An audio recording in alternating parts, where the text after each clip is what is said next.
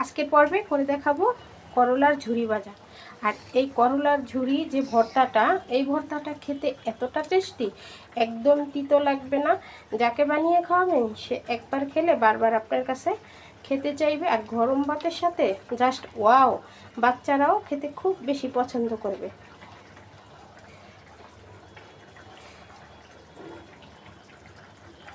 করলার ঝুরি ভাজাটা করব, তাই ঝুরি ভাজাটা করার জন্য এখানে আমি 250 গ্রামের মতো করলা খুব ভালো করে চিরি চিরি করে কেটে নিয়েছি। এখন করলা দিয়ে দেব।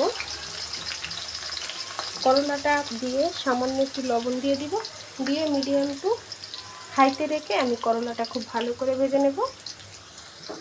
লো ফ্লেমে রাখবেন না, মিডিয়াম টু হাইতে রেখে করলাটা খুব ভালো করে ভেজে নেবেন। এই পর্যায়ে কিন্তু করলাটা সেদ্ধ হয়ে গেছে, এই যে দেখুন কত সুন্দর হয়েছে। এখন আমি সম্পূর্ণ করলাটা উঠিয়ে নেব, তেল জড়িয়ে খুব ভালো করে উঠিয়ে নেব। এখন এই তেলে দিয়ে দেব আমি ঝুরি করে রাখা আলু। আলুটা দেওয়া হয়ে গেছে, আলুটা দিয়ে আমি সামান্য একটু লবণ দিয়ে দেব, দিয়ে এখন আলুটাকে খুব ভালো করে ভেজে নেব। মিডিয়াম টু হাইতে রেখে ভাজবেন, না তো এতে করে আলুটা খুব ভালো করে তাড়াতাড়ি সেদ্ধ হয়ে যাবে।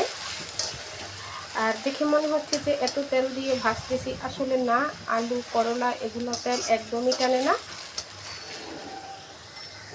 আলুটাও সেদ্ধ হয়ে গেছে আর ভাজা হয়ে গেছে। এখন আলুটা উঠিয়ে নেব। এখন এখানে আমি 6 পিসের মতো চিংড়ি মাছ ভেজে নেব। চিংড়ি মাছটাকে হালকা লবণ মেখে রেখেছিলাম। সাইড দিয়ে দিয়ে দিব আমি রসুন কুচি আর পেঁয়াজ কুচি। ব্রেস্তার মতো ভেজে পেঁয়াজটা উঠিয়ে নিয়েছি। এখন তেলে কিছুটা মরিচ ভেজে নেব, মিডিয়ামে রেখে মরিচটা ভেজে নেব আমি। এখন চুলাটা বন্ধ করে দেব। তেল প্রচণ্ড গরম, এই তেলেই কিন্তু মরিচটা একদম ভাজা হয়ে যাবে। পর্যায়ে সব ভাজা কমপ্লিট হয়ে গেছে, তবে আমি অনেকগুলো মরিচ ভেজেছিলাম, সেখান থেকে কিছু মরিচ উঠিয়ে রেখেছি। লবণ দিয়ে মরিচটাকে খুব ভালো করে একদম চেটকিয়ে গুঁড়ো করে নিতে হবে। আপনারা ঝালের পরিমাণ বেশি দিয়ে খেতে চাইলে তাহলে একটু মরিচের পরিমাণ বাড়িয়ে দিবেন। আমার বাচ্চারা খাবে, এজন্য আমি ঝালের পরিমাণটা একটু কম দিয়েছি। এখন লবণ দিয়ে এটাকে খুব ভালো করে ডলে 1 মুঠো পরিমাণ কাঁচা পেঁয়াজ নিয়ে নিব। পেঁয়াজটাকে খুব ভালো করে একটু মথে নেব। পেঁয়াজটা মথে একদম ভালো করে সফট করে নিতে হবে। সফট করে নিলাম। এখন এখানে দিয়ে দিব সরিষার তেল। বেশি পরিমাণে সরিষার তেল দিয়ে খুব ভালো করে একটু মেখে নেব। আর যে চিংড়ি মাছগুলো আছে ওগুলো হাত দিয়ে খুব ভালো করে একটু একদম মিহি করে নেব। পেঁয়াজ সব কিছু খুব ভালো করে চেকে নিয়েছি। এখন যে পেঁয়াজটা ভেজে ব্রেস্তা করে নিয়েছি সবগুলা দিয়ে দিলাম। এখন আলতো হাতে সবগুলাকে খুব ভালো করে মিশিয়ে নিতে হবে।